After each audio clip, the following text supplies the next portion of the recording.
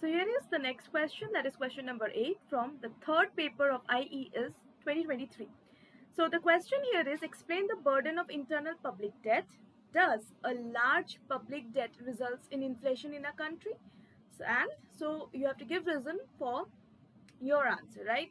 So let us first understand the burden of public debt, right? So burden of public debt in the sense, basically अगर कोई ज़्यादा खर्चा है, अगर किसी से बोरो किया गया हो फंड्स, लाइक कोई ऑब्लिगेशन है कि जिसको रीपे करना हो, राइट? जो कि गवर्नमेंट ने बोरो किया हो किसी सोर्स से, लाइक डोमेस्टिक सोर्स हो सकता है, जैसे कोई इंडिविजुअल हो गया, कोई कहीं बिजनेस हो गया, है ना, या फिर कोई भी दूसरे कंट्री से भी अगर बोरो किया जाए, तो जो बोरोड मनी है जो कि रीपे करना होगा, यानी कि चुकाना होगा किसको, गवर्नमेंट को, राइट? सो वो हो जाता है पब्लिक डेट। एंड क्योंकि ये एक बोझ है, right, because this is you have to repay, so until you are repaying it there is a burden, so that is why it is the burden of public debt. So the burden of public debt actually refers to the cost and obligations associated with the government's borrowing from domestic sources such as individuals, businesses and financial institutions within the country.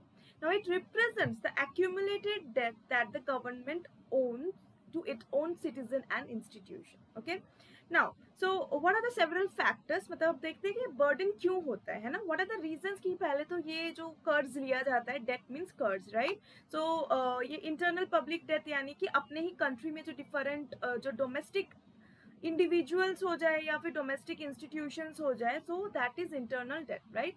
तो किस लिए होता है, what are the several factors? तो सबसे पहला हो जाता है कि डेट सर्विसिंग कॉस्ट, यानी कि कोई बोरोड फंड्स है उसका इंटरेस्ट चुकाना है और गवर्नमेंट के पास अगर पैसा नहीं होगा तो वो बाहर वो जो पैसा है उसको रीपे करने के लिए, इंटरेस्ट देने के लिए they are going to borrow the principal amount, right?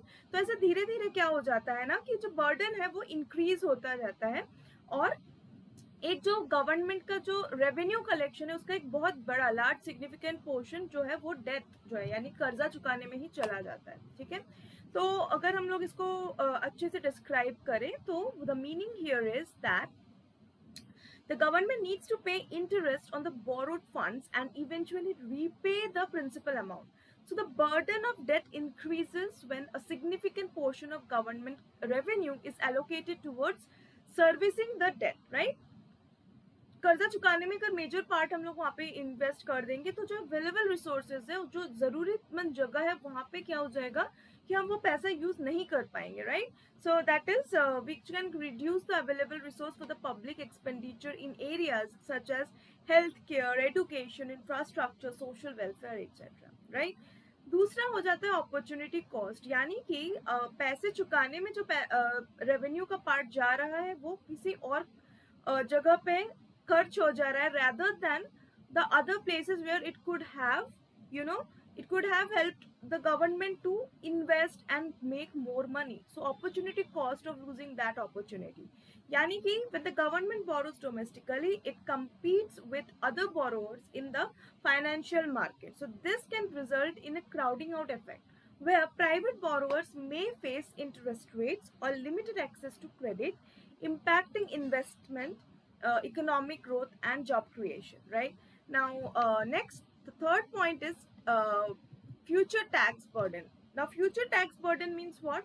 If the government is unable to generate sufficient revenue to service its debt, it may resort to raising taxes, यानी कि जो गवर्नमेंट जो अपना रेवेन्यू कलेक्ट कर रहे हैं ना public से, रिसोर्सेज से, उसका मेजर पार्ट तो कर्जा चुकाने में जा रहा है, लेकिन मान लीजिए कि जितना रेवेन्यू कलेक्शन है that is not enough for the government to repay the debt, तो क्या हो जाएगा, पैसा तो इकट्ठा करना पड़ेगा ना, तो क्या करेंगे कि टैक्स इंक्रीज कर देंगे, यानी कि जो अगर टैक्स इंक्रीज कर देंगे तो वहां पे क्या हो जाएगा, वो मॉनिटाइजेशन ऑफ डेथ हो जाएगा, क्योंकि टैक्स बढ़ाने के लिए लोगों के पास पैसा होना चाहिए, तो लोगों के पास पैसा आएगा, इसके लिए इकोनॉमी में मनी सप्लाई भी होना चाहिए, you know, so causing ultimately क्या हो जाएगा, मनी सप्लाई अगर बढ़ जाएगा तो इन्फ्लेशन हो जाएगा इकोनॉमी में, so that will be a disaster for the economy.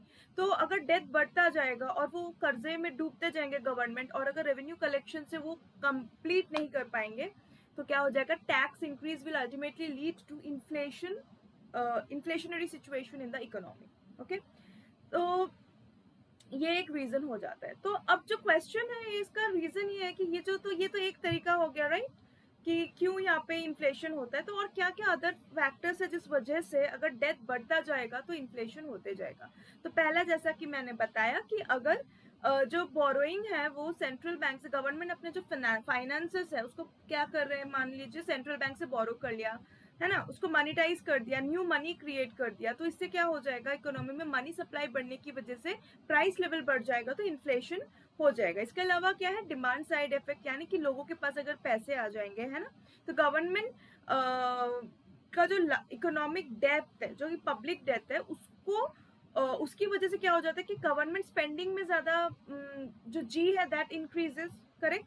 तो इस वजह से क्या हो जाएगा कि इकोनॉमी में जो एग्रीगेट डिमांड है that will increase, it will be stimulated.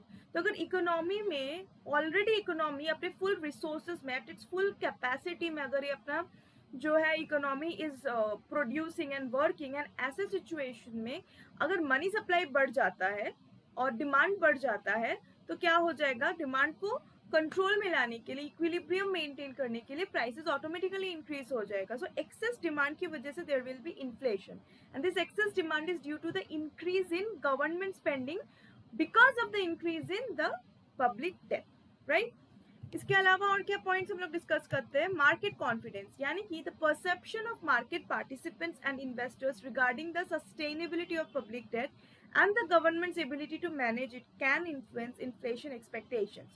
So if there is a lack of confidence in the government's ability to control its debt levels, it can lead to higher inflation expectations, as individuals and business may anticipate future inflation and adjust their behavior accordingly.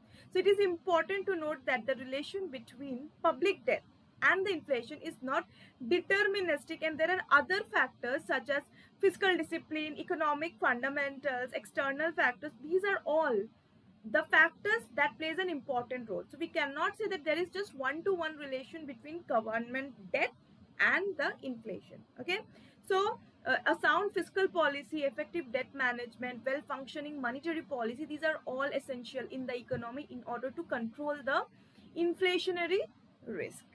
So that's all for this answer.